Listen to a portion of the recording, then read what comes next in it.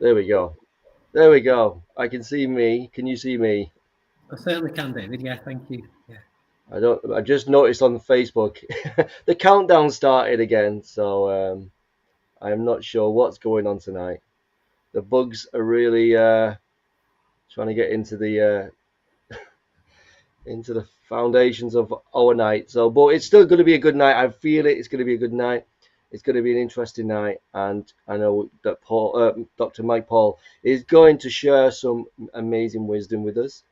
Um, yeah. So one of the things that really flows from our hearts on CLC Online is the power of healing, and Dr. Mike's come on to talk from a point of view, from a medical point of view, but also from a kingdom point of view, and kind of putting them together. So thank you for coming on, and hopefully everyone can still see us. I'm seeing on the chat there's a few people on. Let me say hello to a few people before I introduce to what we're doing. Tracy's on. Great to see you, Tracy. Diane's on. Great. You can't hear you. Oh wow, we're having fun tonight. Oh, can see you and hear you both. Now we're oh dear, what is going on, eh? We can they're messaging now that they can see us and hear us. That's great. Thank you so much, everybody, for being involved in this and helping us out, because it's always fun. Um, So if you can let me know that you can hear us all right. I don't want to start talking if you can't hear me. We can now. Good. Right, there we go. Oh, that's a great start, isn't it? Just to be flustered and oh, Neil's on, Rachel's on, loads of people coming on from YouTube and Facebook. Great to have you on. We're gonna have a fun night. Feel free to get involved in the chats. You know, that's what it's there for. We got online pastors on, so that we can talk to each other. I want you to also use the chat tonight to ask any questions as Dr. Mike speaks. He's going to speak for about 20 minutes about what he does.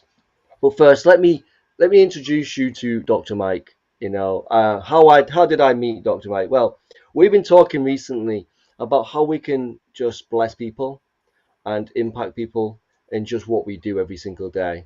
And so I currently was living in Southport at the time, and I was looking at going to a chiropractor, and I was really praying about it and asking, right, well, you know, I want to go to a really good place. I want to go to somewhere that you're going to be there, you know, like, you know, that God's going to be there. And completely out of the blue, came across Dr. Mike at Wigan Family Chiropractic Hospital, obviously in Wigan. And I'm like in Southport, and the Lord speaks to me and goes, I want you to go there. I'm thinking, but it's in Wigan, and I'm in Southport. And so it's like, yeah, I want you to go there, and I want you to go and tell him some things. And I'm actually got to share because that was personal. You know, that I felt like God was wanted to bless Dr. Mike. And so, you know, it takes stepping out and being faithful. And, you know, I went anyway. It wasn't going with an agenda. I was literally going because I felt like I needed to see a chiropractor. And so we met, didn't we? And, you know, it was just such a great atmosphere. I could see, you know, that you just a loving guy, that you are a family man. And just it's in the name, isn't it? Wigan Family Chiropractic Hospital. And there was a genuineness about you, Dr. Mike, that hit me straight away, an authenticness. And you showed to me that the one thing that's always stuck with me ever since we met was when you were researching who was the best medical person in the entire world that's ever lived. After research and research and research, you came across Jesus, and he was the best the best healer of all time, which is Absolutely. totally what we believe. So that's how come we met, really. And now look at this. This is because we kind of I stepped out and took a risk.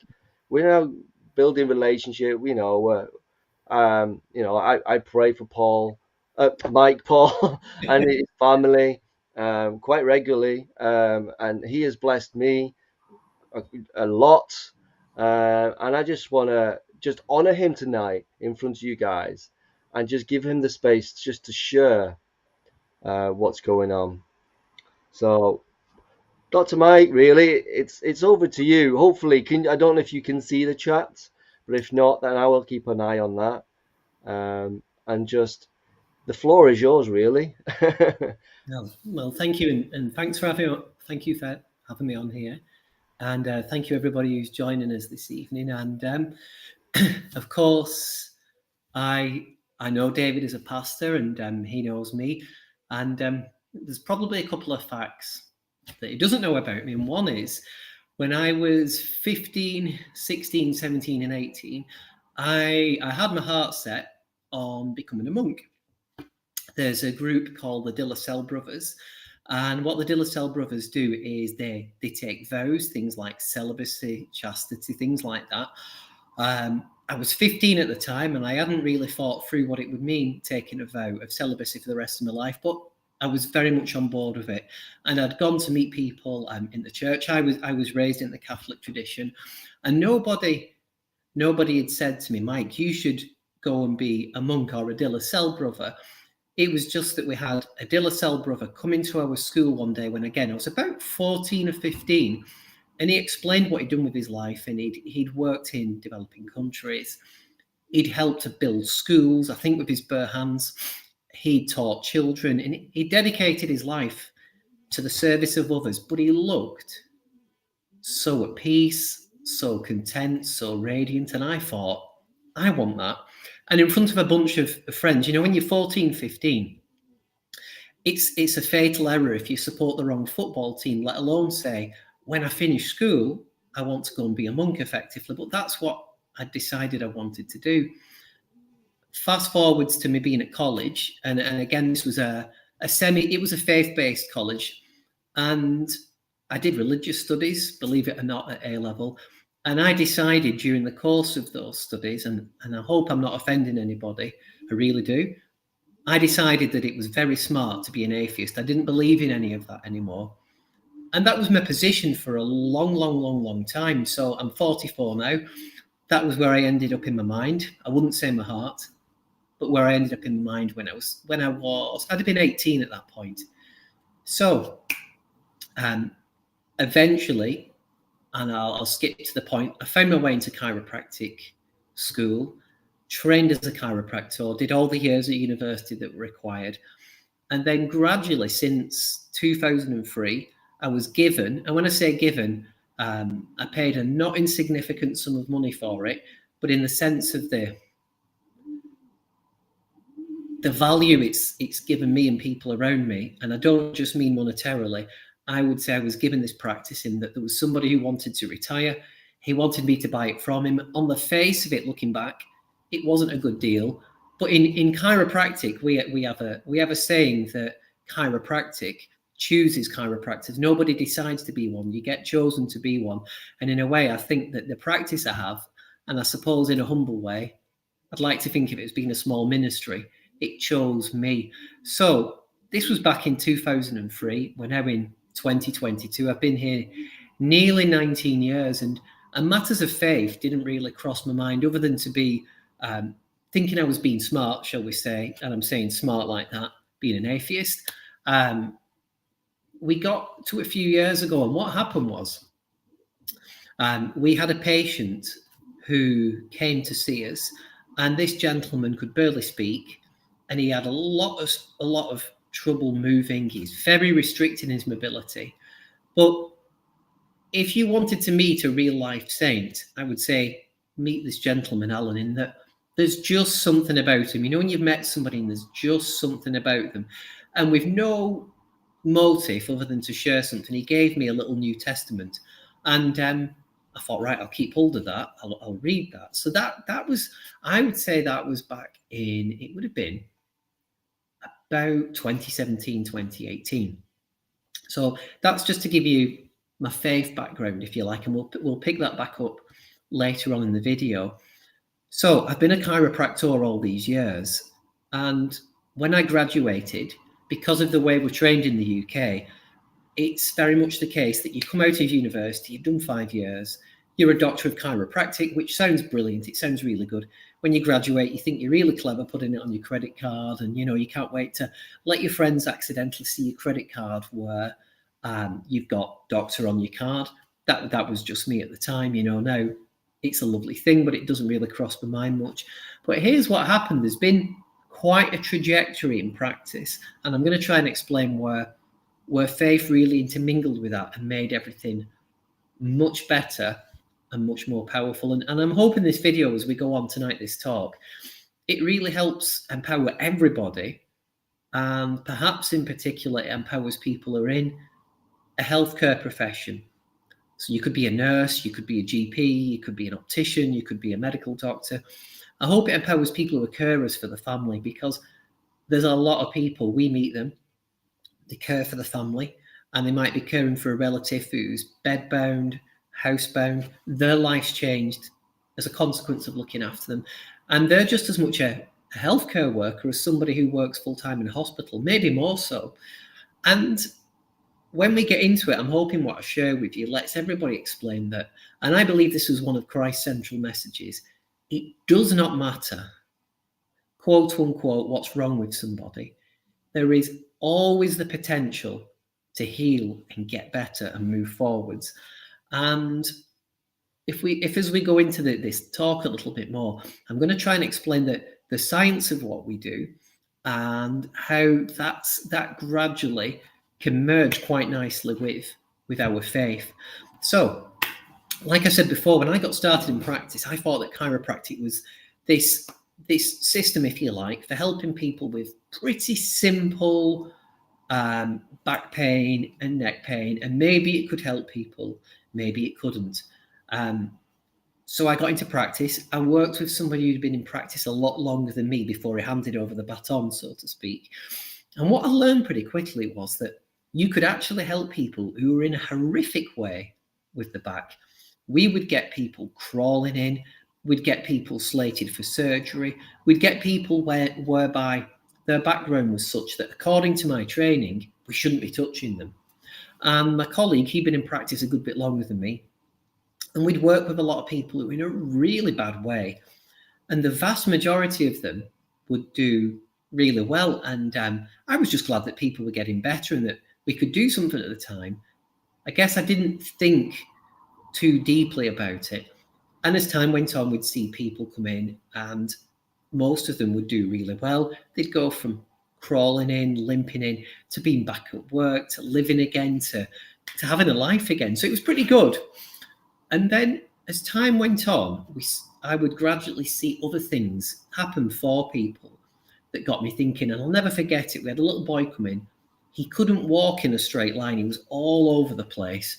Now, when I did my training, we were told that if it's not simple back and neck pain, probably can't do anything. There's only any research to say you can help back and neck pain. And that's that. And my colleague said, well, put that to one side and have a look at this. And he gave a chiropractic treatment, if you like, to this little boy who was about 6 or 7 at the time.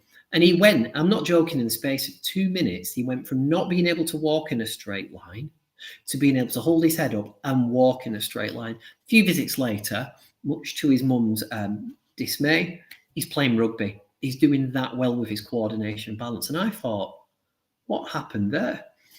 And then as time went on, we had other patients where we saw some really, I don't know what words to say, really amazing things happen.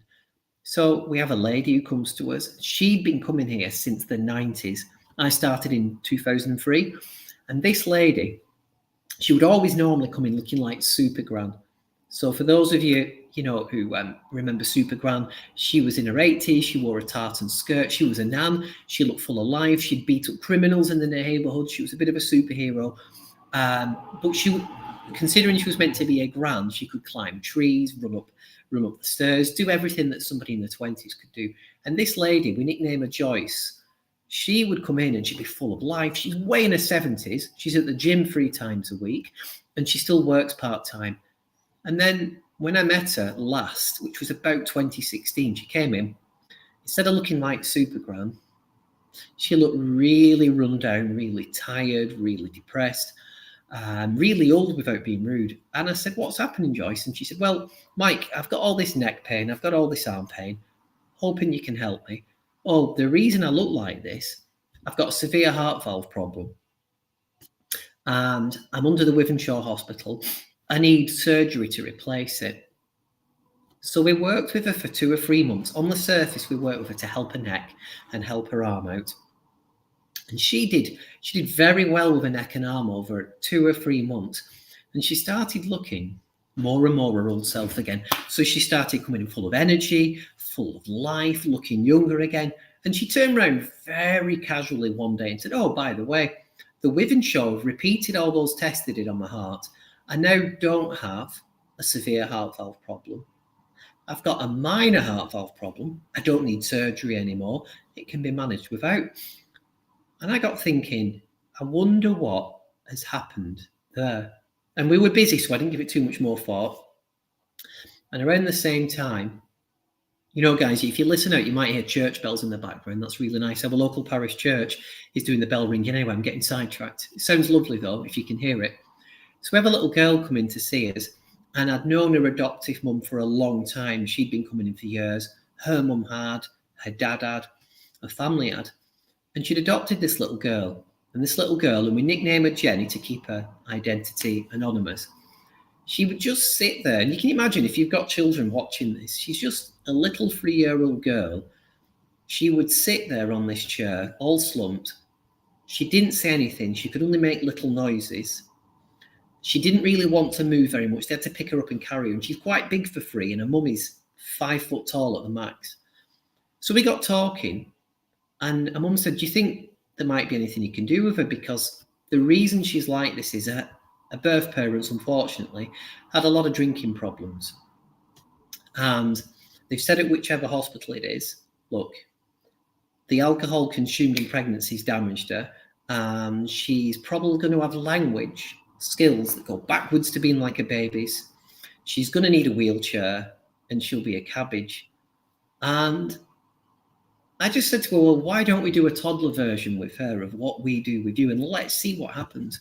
So we did, and within a couple of months, she's talking a lot more. You can tell what she's saying. She's talking a lot more clearly.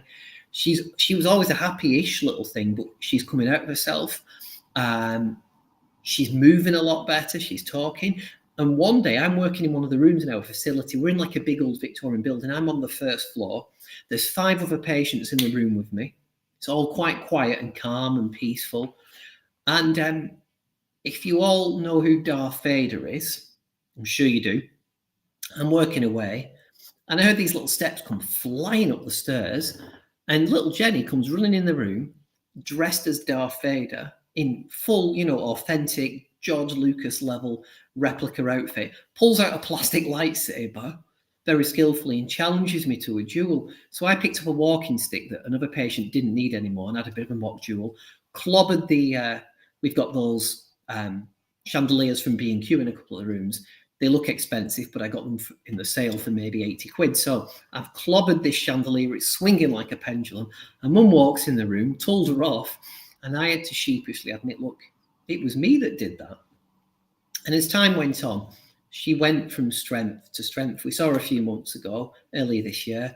She's now at a point where, considering she was meant to be in a wheelchair, she can show me how she's studying martial arts and very carefully deliver a karate chop to my throat, a kick to the groin, and they shout, "Hi-ya," something like that. She's doing all of that at the same time. So she is flourishing.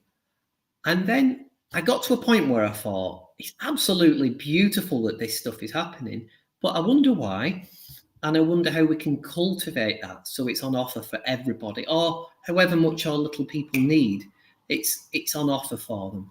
So I listened to a chiropractor by the name of Dr. Bill Bahan, and he'd retired, and he said basically up until the 60s, it was just the norm that people would go in a chiropractor's. They might be paralyzed, they might be blind, they might be deaf, they might be crippled, they might have such bad mental health conditions that they couldn't work or live with the families.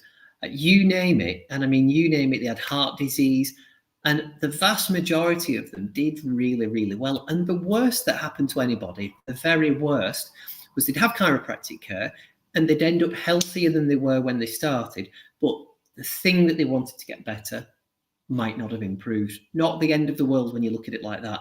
It's not a case of, we're going to do 5 surgeries, give some medications, and if it doesn't work, you could be worse off than you are now. It didn't work like that. And funnily enough, this same chiropractor, Bill Bahan, he's not alive now, but I used to study, and I still do, I studied the world's best chiropractors, and all of them will tell you, and I know one of them, I should say, who's alive now, as well as this guy I keep telling you about, Bill Bahan. And they all realize that chiropractic and healthcare is really, it's a spiritual quest. And I'll try and explain why that is as we go into the talk. It'll make more sense. But just to elaborate a little, this chiropractor, Bill Bahan, he eventually became a priest, and he carried on being a chiropractor, but he was a priest as well. And you see that actually, there's a chiropractor over in the States that mentors me. He's often said to be the busiest person in the world. He's that good at helping people, but he's a pastor as well. So you find that happens a lot in our profession. The people at the very top, a lot of them do become pastors eventually. So that being that, he said to me, and I'll never forget this, and I hope you don't. He said, if somebody comes to you, you give them chiropractic care and they get better from a heart problem, it's no big deal, you know. And I thought, it's no big deal. I thought, that's the kind of no big deal that I would love to see happen with people. I thought, that's amazing. It's no big deal. It's normal. And the thing is, what he explained, and what you might probably already know, is when somebody wants to get better, and we're just looking at the science of it to begin with, every last cell in your body is constantly replacing itself so that old cells, sick cells, injured cells, dying out cells get replaced by new ones. It's the basis of how we heal from a biology point of view. That's how healing happens. And if you think about it, you'll have seen this, because let's say you cut yourself, right? Unless you happen to be a haemophiliac, you're probably not going to worry too much, because if you cut yourself, hey presto, 3, 4, 5 days later, you've grown brand new skin, haven't you? Children, when you talk to them about it, they go, oh, that's like a superhero, a bit slower, but look, I've grown brand new skin. Wonder what else I can do. Kids love it. If you break a bone, whether you need a plaster cast or whether or not you need some internal scaffolding or surgery to stabilize the bone while it knits back together, anybody who's had a broken bone will have grown a brand new bone. And it turns out that's happening everywhere in your body. Your brain, it used to be the case that people said, oh, no, the brain doesn't do that. A lot of books say that the brain doesn't do it. But if you have a look and look at the right, most up-to-date books, the brain replaces itself as well. You make new cells within your brain. Your heart makes new cells. Your liver makes new cells. You get new blood because you're making new blood cells. And one of the best things that I've ever heard is you're getting a new body. You're replacing your whole body around every 7 years. And you'll kind of know it, because if you look at a photo of yourself as a baby, then as a 5-year-old, and then as a 10-year-old, and then just for fun yourself now, if you line those photos up, they look like 4 different people. And that's happening all the way through your life. So, you know, if we're looking at how we bring faith into it, Christ said, I am the resurrection. Well, when you look at what's happening in your body, every last one of your cells is resurrecting itself all the time, not just at Easter, but every second. Cells throughout your body are resurrecting themselves, a bit like the new starts that Christ brought to people. Your cells, your body's getting a new start every single second of the day, which is amazing, isn't it? And so if you're ill, if you're injured, if you can sit there and go, with what we've just said, my body's replacing itself all the time, I think that could give you great, great, great hope. So that's this is what patients walk into our place with, or into the GPs with, or into, say, the dentists or the nurses with. Where we come in is we try to share with people, look, you're already phenomenal. You've already got a body that's replacing itself all the time and regrowing itself anew. What we do is try and make sure that you've got the best communication you can have between your mind and the rest of your body. Because if you remember back to, if you've done a bit of anatomy at school or you're interested in it, you've got a brain between your ears, and your brain talks through your spine because you've got a spinal cord inside your spine. Your brain talks through the spine and out of it, through the nerves, into every bit of your body, right down to the cells. So, you know, if you sat there now and you're thinking, oh, Mike's getting a bit boring now, I think you can't see me, I think I'll reach over there and pick up my chocolate bar and my cup of tea. You think about it, your brain has just asked your arm to do that, pick it up. You eat that chocolate bar, if that's what you're having, and give it a day or two, and your body will be turning that chocolate bar into new parts of you. That's how much intelligence is built into your body. You know, when we say the kingdom of God is within me, there's a beautiful practical example, and I've got a few others for you, but I like that one. So you've got a brain that's always trying to communicate through your spine to your body. If you're lucky, if you have an issue with your spine, if your spine's got stuck or misaligned, and that happens in almost everybody over the lifetime, it makes it harder. If your spine is stuck and it's out of shape, it's harder for your brain to send information through it to the rest of you. Really cool way to understand it is, imagine a barrel of water, there's a hose pipe coming out and it's going through a garden. And if it's going nice and neatly between rocks, the water gets through, doesn't it, to the garden? If one of those rocks has moved positions, then it puts pressure on that hose pipe, the water doesn't get through. If you think of your brain as being a bit like that water barrel, and the hose pipe as being a little bit like your spine and spinal cord, they're fairly similar things. So we say to people, look, you know, you've got X, Y, Z wrong with you, so to speak. Let's have a look at your spine. And my job revolves around really three key things. I feel people's spinal cords with my hand, and I look for the areas that are stuck. Then often we take X-ray pictures to say, well, I can feel it's stuck. How's it got stuck? Is it stuck this way, this way, that way? Is the damage there? Let's have a look at it. Let's have a look at how good things you are, because you were designed by God. So instead of saying, ooh, what's wrong with you? Which is not my favorite way of approaching things. We say, well, let's have a look at what's right with you as well. Let's have a look at what's good with you. So we do that. And we do scans that look at how people's brains and nerves and bodies are working together. A little bit like if you were a nice car, you lift up the bonnet and you have a look inside and you press the accelerator and you flash the lights on and off. You have a look at how everything's working. And then when we work with people, we say to people, look, we've found this place and this place is stuck in your spine. It's going to make it harder for your brain and body to speak to each other. You've got a body that's trying to heal itself. Your whole body is resurrecting itself all the time. But if your brain's not talking to it fully, do you think it's going to be easier or harder for you and your body to heal? So most people go, oh, I think I get that.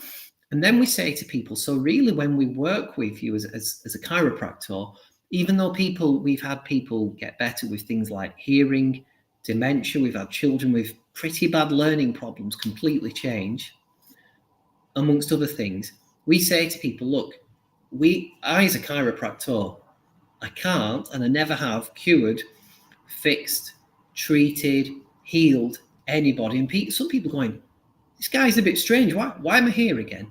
And I'll say to people, remember we just said your whole body is constantly built to heal. What I can do is free your spine up. That's going to make it a lot easier for your brain and body to be able to communicate with each other. That's going to be a really good thing for you anyway. It's a lot like if say I walked into my medical doctors and I said, you know what? I've got asthma, I've got earaches, I've got chest pains, my back's hurting. And the doctor looked at me and said, yeah, let's loosen that collar off. You're not breathing properly. Something's stopping air getting in. whether or not that directly helps all those things I've just told you about, you wouldn't be too worried, because all of a sudden somebody's helped me get air into my body. It's vital. What we're helping people do is get the nerve power or intelligence between their ears into the rest of the body. It's a big thing for people, and very often it helps people with, you name a health complaint, somebody somewhere around the world will have got well from it. So that's the science side of it, if you like, and it's a little bit different because we credit people with their ability to heal. We tell people about it. And then going back to what we said at the start of the talk about the gentleman, Alan, who gave me a little New Testament, it took me back because I read it and I read a few passages. And what I remember is the very early chiropractors back in 1895, literally in the wild west of America, when chiropractic started out, there were two people, a father and a son essentially, and the son's wife who founded the profession. And from day one, they realized that they weren't fixing people. And what they said is, look, they said, essentially, when you give people chiropractic care, you're helping reconnect man, the spiritual, with man, the physical. In other words, you're helping a person reconnect with their own soul. It's not that you're fixing a bad back. That's a byproduct. It's a beautiful byproduct for a lot of people, but you're helping somebody reconnect with themselves, with their soul. And I thought, that's good. And these guys, they were flamboyant characters because they're in the Wild West back then in America. They were pioneers. It was a completely different era, but they realized they were onto something beautiful. And they very much credited God. But even though I would say back then, it was a lot easier for people to go to church and discuss the faith, they kind of dressed it up in terms that even now you hear people using a lot. So they basically said, look, guys, the reason that chiropractic care works is your whole body has an innate intelligence. And we've touched on this before. Ability to heal is a good example of it. But what they were getting at was this: you look at a person, the heart knows how to beat without you even trying. Your eyes know how to convert. If you're looking at a plant right now into a picture in your mind, your mouth knows how to take thoughts and convert them into speech. My favorite example is a man and a woman in the space of 10 months can create a brand new human. So if anybody's ever doubting, can I get better? When ladies come in, I say, well, look at your file, never mind your x-rays. Say you've got 2 children, and they'll say, what are you getting at, Michael? Say, there's that much innate intelligence in your body that it made 2 brand new human beings. And people go, yeah. I'll go, well, if you can make new humans, do we think you can get better? And I've never had anybody go, no, Mike, that can't happen. People really, they warm to that. So the people who invented chiropractic, they were called the Palmers, by the way, Daniel and also Bartlett, funnily enough. And what they said back then was this: look, the body's got an innate intelligence that does all these things.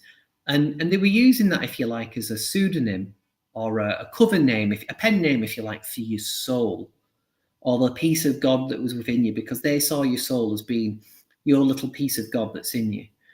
And at the same time, they said there's a universal intelligence, which is, when you think about it, gravity. You drop your keys hit the floor. Cars and aeroplanes and most moving objects only work because we have gravity. We have a sunshine that helps plants convert the carbon that we breathe out back into oxygen again for us, that recycle our air. We have ecosystems.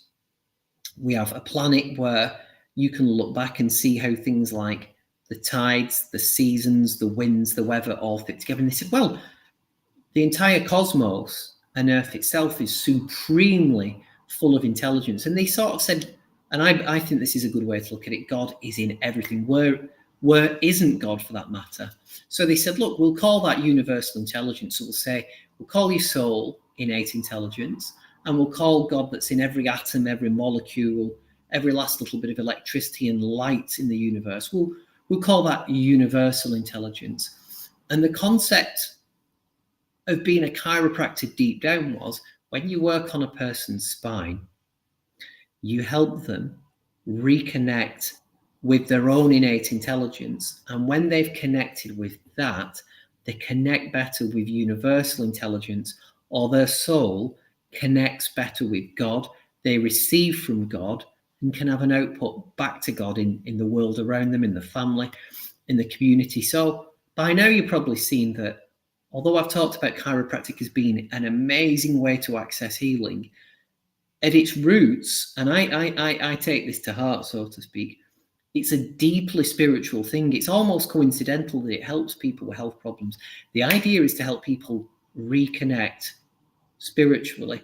And they said that these two gentlemen, the Palmers, they said, well, the one cause of people getting sick, ill, whether it's mentally or physically or spiritually, is being disconnected from their source. What we can do is help people reconnect to it again.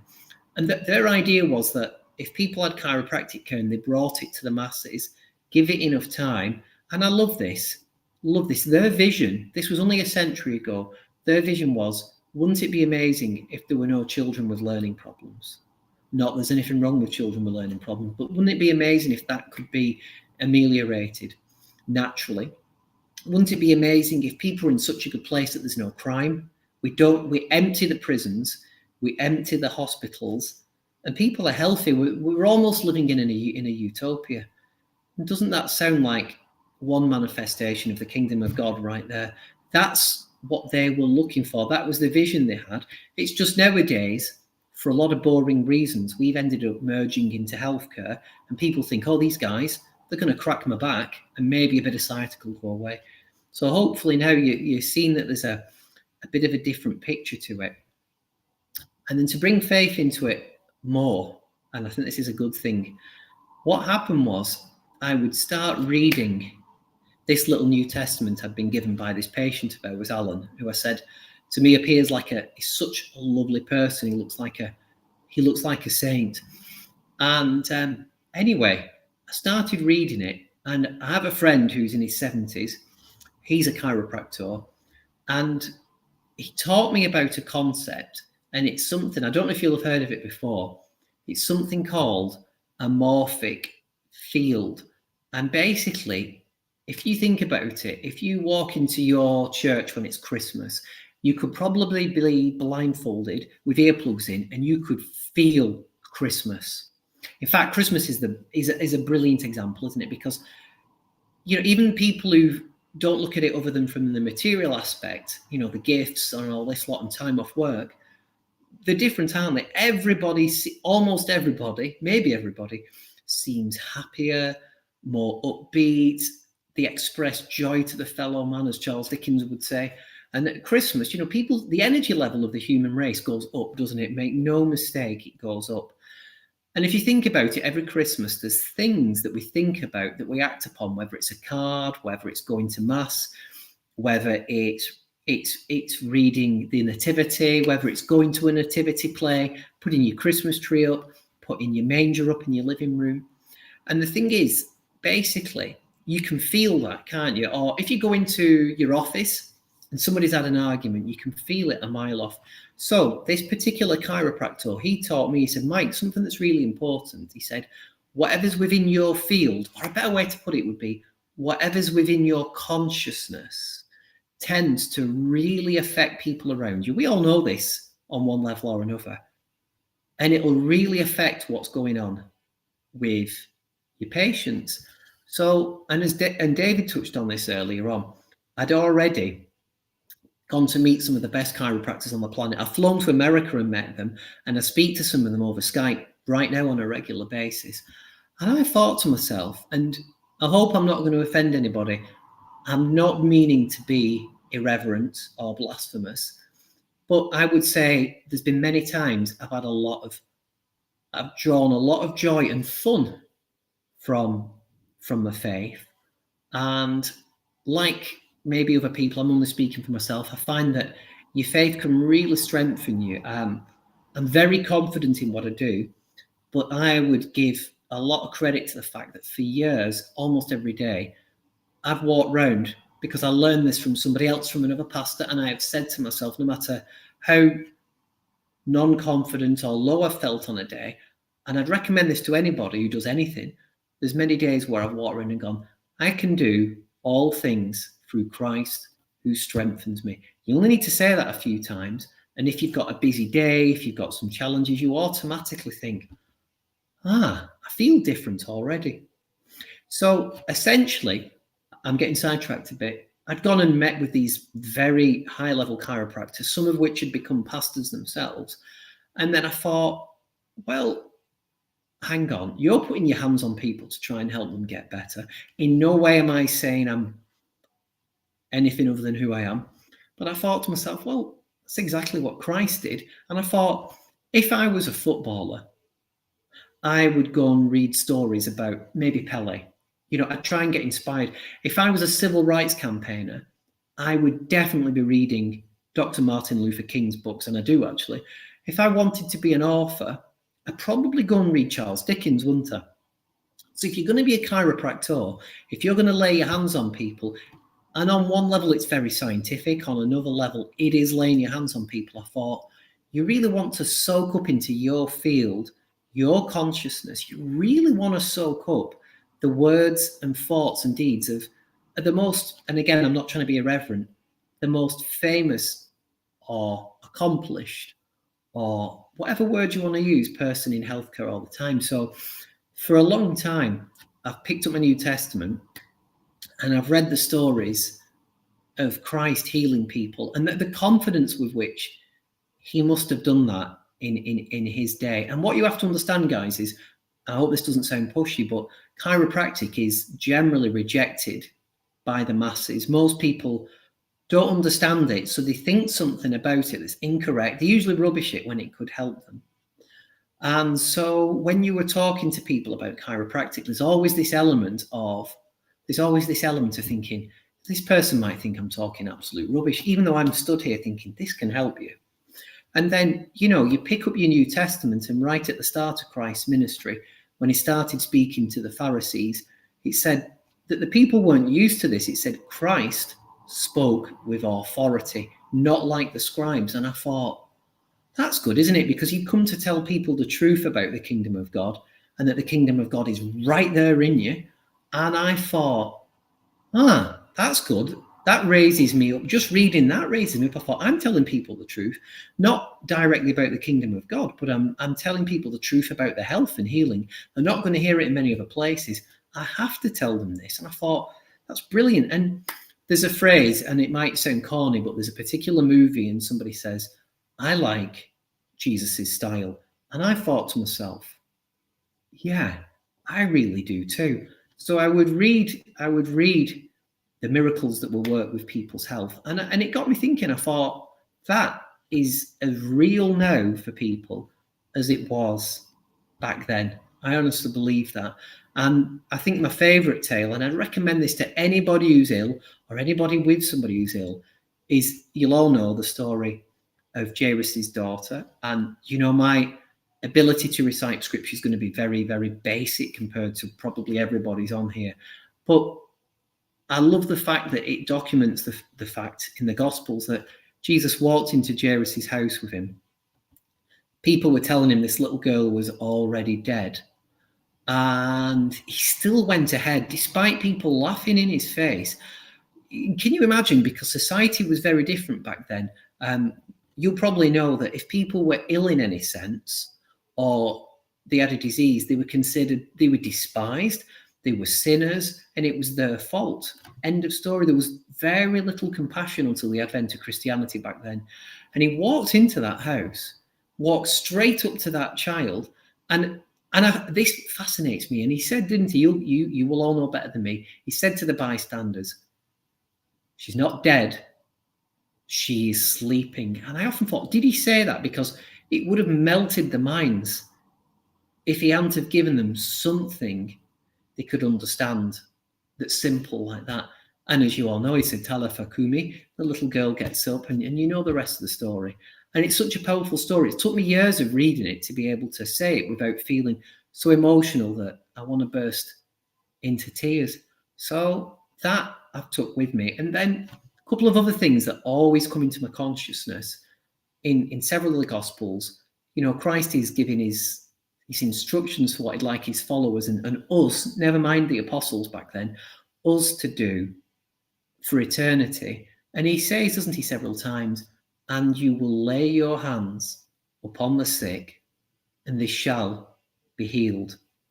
And I thought, what a great mantra. We could walk along humming a tune we've heard on an advert on television, couldn't we? Or whatever it is that's going around on TikTok. But I often say things like that to myself. I'll say them in the morning. I'll say them when I'm walking around. And I think the other one that really stands out is Christ saying, look, I'm going soon. I'm going back to my Father. But anything that you ask in my name, I will do for you. And you can do the works that I've done and greater works still, if you believe.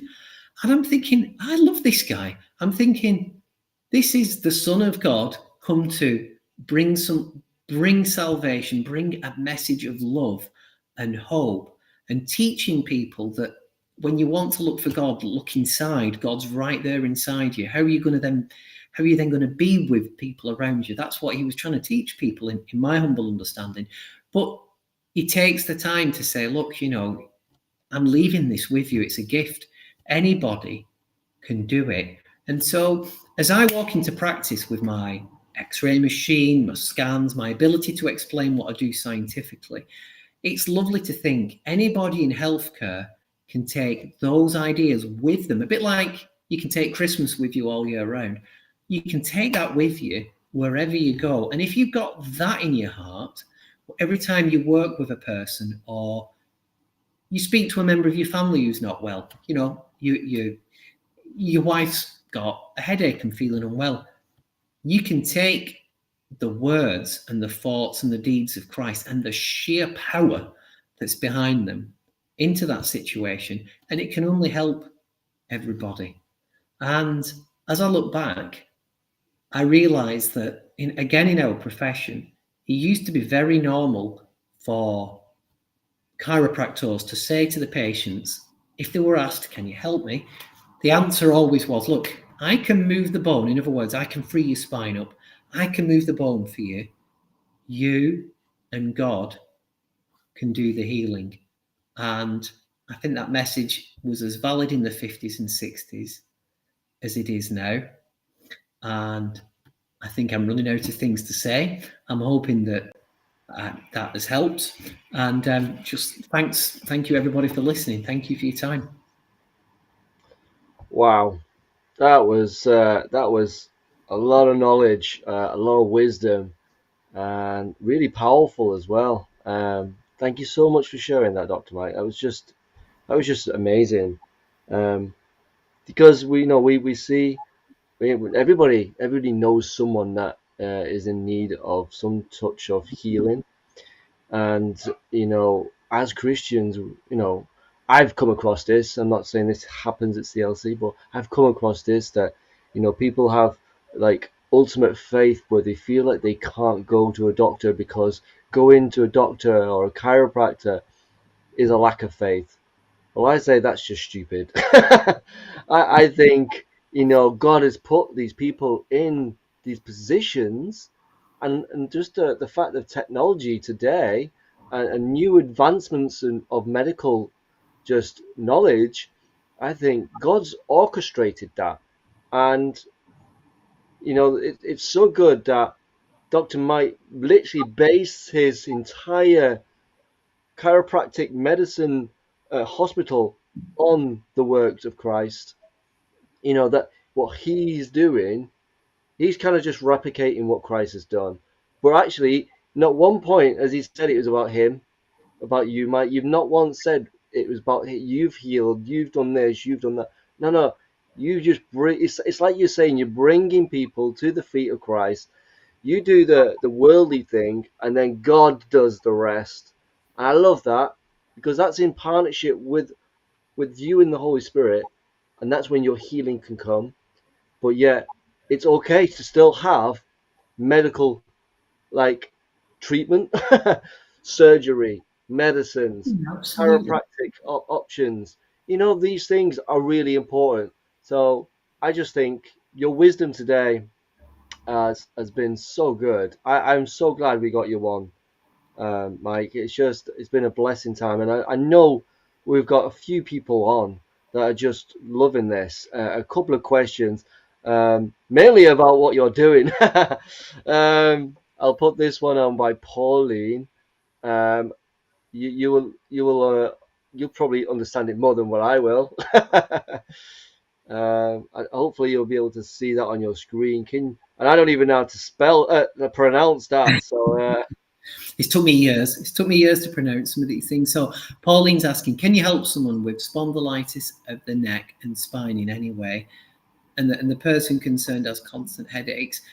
Do you know, we see so many people. So this is a really good question, because a lot of times if people have got spondylitis, which it gets different meanings put on it, but spondylitis generally or usually means there's damage to the joints, the discs, the joints within the spine. So it's not moving and functioning as well as it could. Absolutely, all the principles we've been talking about during the video tonight of saying, well, if you work with a person's spine, it's often quite straightforward for a person's spine to heal. Yeah, all the time you see people. That's a very big reason for people going to a chiropractor. You see them do well, and headaches as well. A lot of times, you won't read about it too much. Maybe if you dig online, you might find it. But so many headaches are related to neck problems. It's a lot like everybody knows that, or most people know that pain down the leg can come from the back. That happens a lot, but you don't hear about as much that pain in the head can spread up from the neck. So yeah, we're quite blessed there. A lot of the time we'll see people come in and they'll go, I've been told I've got spondylitis, I've had x-rays done, I've been told nothing can be done, I've got these headaches. And you work with people, and it might be within a few visits, it might be within a few months. They almost always start seeing positive changes. That's awesome. There you go. Look at that. So we're getting some medical advice as well as heavenly advice tonight. I want to honor you with this as well, because I just want to give you an opportunity just to, for people to know who you are. And so, does Dr. Mike's practices accept private patients? I've got 2 operations coming up soon, one a couple of weeks, and I'm on the waiting list for another next year. There's something I would like to try beforehand. So, if they want to contact you, Dr. Mike, in terms of this, I can put a post on CLC online, but do you have you obviously have a website and a Facebook page as well? We certainly do. Yeah, if you were to, yes, we do accept private patients. We'd love to have a look at your Gemma and see how we can help you. Yes, if you search for Wigan Family Chiropractic Hospital, there are a couple of others out. There are a couple of others locally, lovely people, and it'll come up clinic. We're the only one that uses the word hospital, so you'll spot us through that, I would think. And we're on Facebook under Wigan Family Chiropractic Hospital there as well. Awesome. Another medical question. I hope you don't mind these medical questions. Let's keep them coming. This is brilliant. It's good to see that there's people on here that are genuinely interested. They want to know, and they've probably been, like you said, I personally, I'll talk from a personal point of view. I remember before coming to you, Mike, that I got ferried around from physio to physio to physio, and it was literally the same problem, and they couldn't do anything, and it was only because I literally got a word from God about trying the chiropractor, and I was like, well, really? And so I was like, okay. And so that's how I came into contact. So for people who probably experience things with the doctors, they don't necessarily get referred to a chiropractor. You have to do that personally, don't you? You do. And so there's a question here again. Trying to pronounce that. I'll leave that to you. Hello again, Gemma. Yes, so Gemma, what we do when we work with somebody with Dupuytren's is we work on a person's spine, because all the nerves that go to your hand that are going to regulate the tissues in there and help them either grow stronger or grow weaker, they come out of the neck. So you do find that if you work with people's necks, it very, very often helps the arm. Again, it's it's a little bit like the back. We all tend to know that the back nerves go into the leg, but also the neck nerves go into the arm. So if you work with the nerves in a person's neck, it very often helps the hand. And another option that can be really, really good in your circumstances is if you've got a very skilled massage therapist, they can work on the tendons. And again, you won't hear about this much online, but if you've got a very skilled massage therapist, they can always help a person preserve use in the hand. And often they can help free it up. Now, that might not seem as dramatic as surgery where they cut or release the tendons, but it can help massively. And it's much more in keeping with respecting the anatomy of the hand. But as you'll probably know, Gemma, there are people who decide to have surgery and they can benefit as well. So it's also important, just for another option, to make sure you speak to the surgeon, make sure you trust them. When you look at them, you think to yourself, is this person really into what they do? And are they really into me and helping me? And those are two of the biggest ticks, I think, if you're considering working with somebody with your health. I always say this to patients. So it might be that you want to consider surgery, but definitely you've got other options as well. Awesome. Well, thank you for that, Mike. More than welcome. I've got a few more things coming up, a few more questions, and I've got a couple of questions. I know we've gone past an hour. I don't want to keep you too long, so if you need to go, then I don't want to keep you. No, for a bit, yeah. But I just want to ask those who are watching right now, that we've got a good number watching. I just want to just ask that maybe you put in the comments just something to bless Dr. Mike for tonight. You know, that he's been on, that he's given up his time. He's a busy man. He's got an amazing family as well. And so I just thought, if you're watching tonight and you want to bless him, just maybe give him a prophetic word or a word of encouragement. So we can share that with Dr. Mike as well, because he has honoured us with his time and he's been such a blessing for us tonight. So please do that. Also, here we go. One of the questions.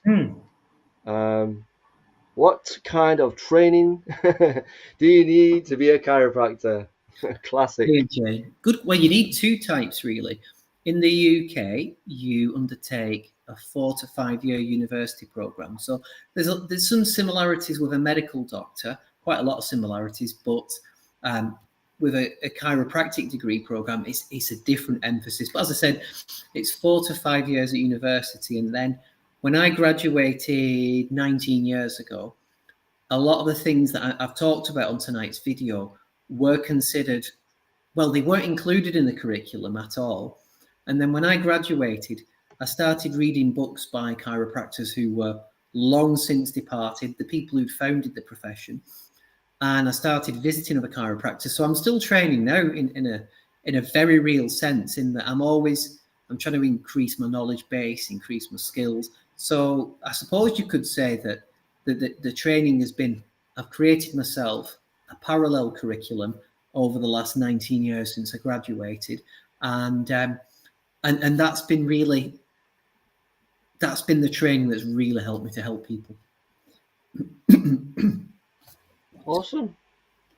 And then we've got Pauline, who's kind of asking, can you help with carpal tunnel? A lot of the time, yeah. It's any of the conditions that we've all been talking about, it's always 100% able to help a person with it.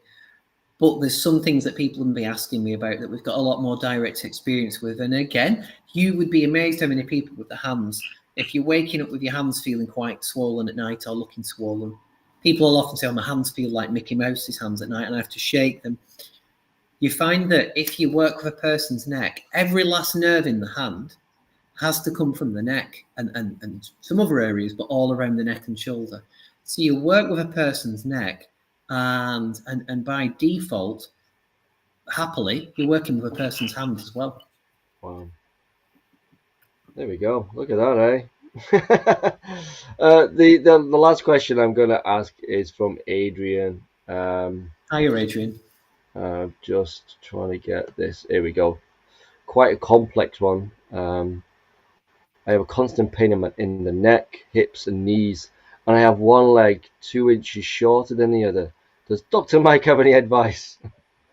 Hi, Adrian. Absolutely, absolutely. Well, that's a scenario that we've seen quite a few people with and helped a lot of people with. If you were looking for, if say you were looking for an approach outside of a chiropractic one, if you found a good podiatrist or a chiropodist who's got a really strong interest in the length of people's legs, because it might sound like an unusual thing to discuss, but a lot of people have got different leg lengths, and it only needs to be like a quarter of an inch, and it can affect people's necks and hips and knees and back. So it's a really, really important thing. The thing to be aware of is if somebody's got a difference in leg length, sometimes it can be that physically one leg is longer than the other, and you might have had a break to one of your bones when you were little. That often causes that kind of a difference. So that being the case, if you've got a leg that's physically shorter than the other, it can be really helpful to have special inserts where one leg is built up. You'll probably know about that. The other possibility is a lot of people have legs of different lengths because their brain and nervous system has picked up problems over the course of a lifetime, and it's powering one half of the body more strongly and the other half of the body in a more relaxed way. So you've got all the muscles on one side of a lot of people will be quite tight. The muscles on the other side are a bit relaxed. And then what happens is on the really tight side, your leg gets pulled up and looks short. On the relaxed side, your leg drops down and looks longer. To complicate it, you can see in some people, they'll have a leg that's actually physically shorter, and then their brain is positioning the leg shorter or longer. So it gets complicated.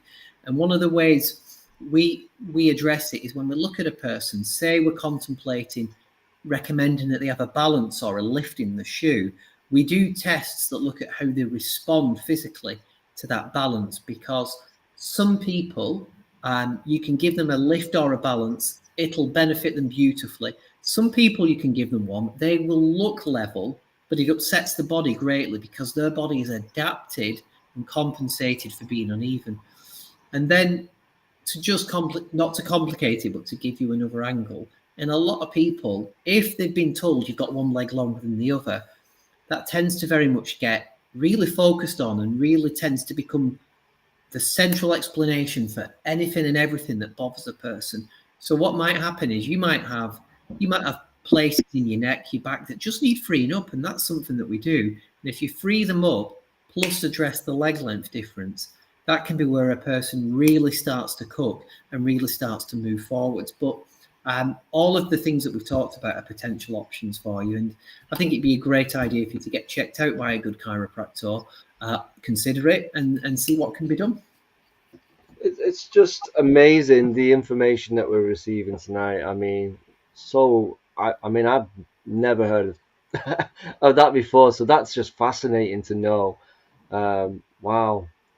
I mean, we've got a couple of people just blessing you like mad. Thank you. Many blessings to you. It has been very interesting listening to what you do, and it's given me faith that you can help my friend. Oh wow! And then that was from Pauline.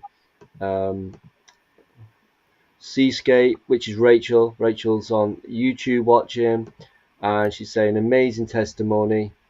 Really informative with regards to how the brain works in relation to the body, and it's just relating it as well to the kingdom, to healing through Christ.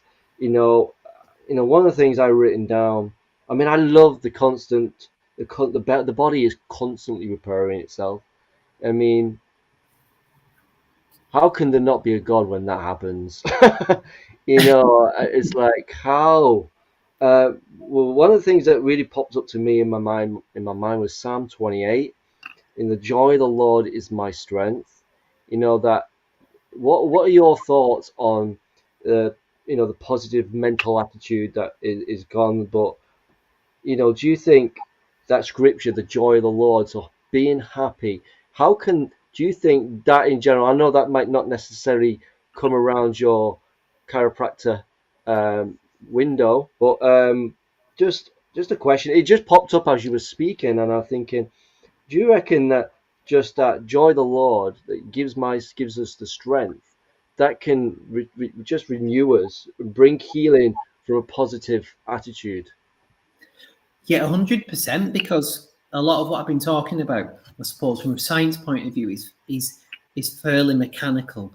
But one of the places I got these ideas from was you'll have probably heard of Norman Vincent Peale. I'm thinking, David. Yeah. You know, and you read his books, and they're so nice because you pick it up and you go, "Oh, that's about positive thinking," and it is. But he teaches you how to be very practical with your faith.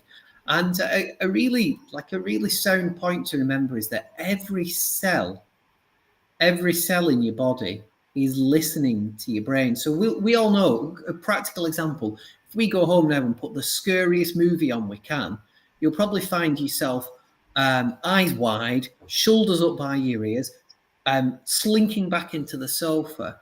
And if you think about it, your heart rate will have gone up, you might start sweating. So your body, that's a simple example. Your body listens. Every cell listens to what you're thinking about, what you're dwelling upon. And so that's where I got the idea from, of thinking, well, you're going to walk around thinking things all day. It's a good idea to embrace those Psalms and let those tick over in your mind. And it's going to transfer to other people around you, I think, as well.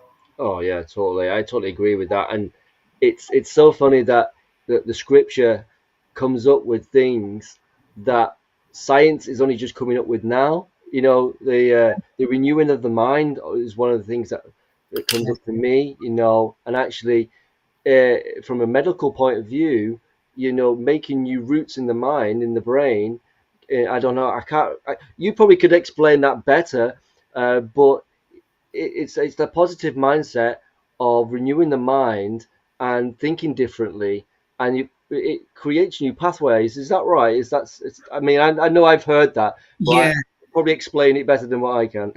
No, it's so true, because for many years it's been taught that if your brain is damaged, or even if you've got issues that are, let's say, habits, like let's say someone's got a drinking problem, or somebody's got mental health worries, you know, they're depressed, they're anxious. It used to be taught everywhere that you're born with a certain number of brain cells, they're always dying off, and they never replace themselves. And it's been insisted upon in court a couple of years ago in Italy. But there's books that would go around the world showing that your brain constantly replaces and, like you said, rewires itself. And again, being practical, and there's so much research that says if you go out and walk every day, and as somebody, and you know, you think, well, there you go, Christ was walking all the way around Jerusalem, in and out of Jerusalem, and around the neighboring hills. So he was keeping active, and he meditated, didn't he? I would say, in effect. And Yeah. those two things, if you walk regularly, your brain produces all kinds of chemicals that encourage new connections and new cells just by walking. Thanks, Lorraine. Bye bye. I'm just letting the staff. Bye bye, Lorraine. So there's that, and then meditation, or prayer, you know, and not to make light or muddy the water too much, but if you put somebody in an MRI scanner and somebody's praying, whether it's for somebody else or for themselves, and you get somebody meditating, you'll see a lot of similar benefits happening in a person's brain. Fasting is another one too. 6 weeks in the desert. Fasting can stimulate your body to make new cells faster than almost anything else. So, people fast even for like a day a week, or don't eat for most of the day. It's one of the strongest things you can do to encourage your body. And there's Christ doing all these things, fasting for 6 weeks, walking everywhere, immersing himself in prayer. And they're all things that encourage regeneration, particularly of the brain.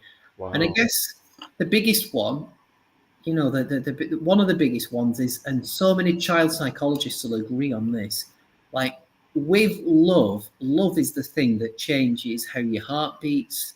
Love is the thing that changes how your brain's wired. And you can know all the science, but if somebody's in the presence of even a reasonable level of love, that can really help their biology and the body to shift. And again, one of these mentors of mine, he said, He said, do you not think that one of the reasons why so many people got better around Christ is in the presence of pure love?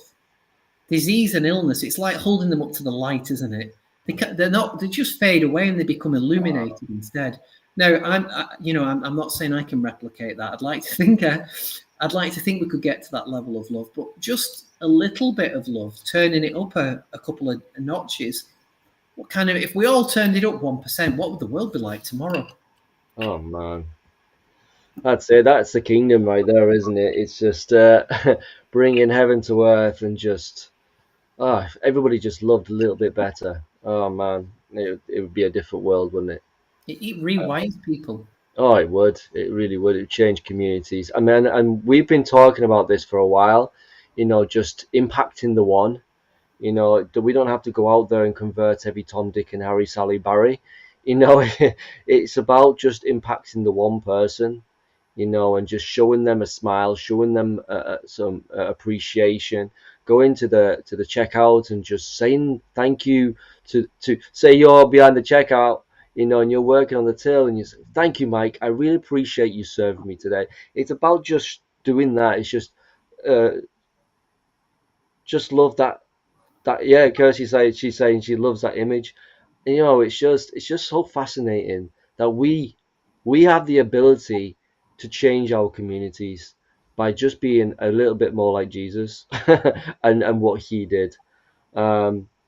I don't want to keep you anymore. I know we've gone on, and you're at home, and you need to go home to your family.